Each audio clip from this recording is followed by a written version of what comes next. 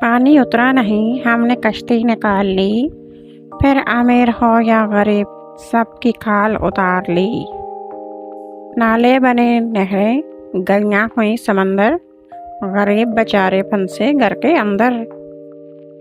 Pizza آیا تیرتا، بریانی ہوئی بحری سفر، ڈلیوری والا دکھتا تھا نہایت ہی ڈفر۔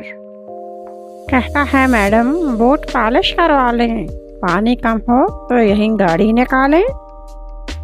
کپڑے دھل گئے مگر صابن بہہ گیا، چھتری کے نیچے محلہ سب رہ گیا۔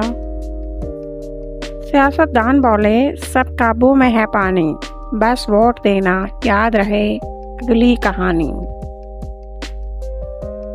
مشکل میں دوسروں کے کام آنا بات ہے سیانی، تم بھی میرا چینل سبسکرائب کر کے جانا جانی۔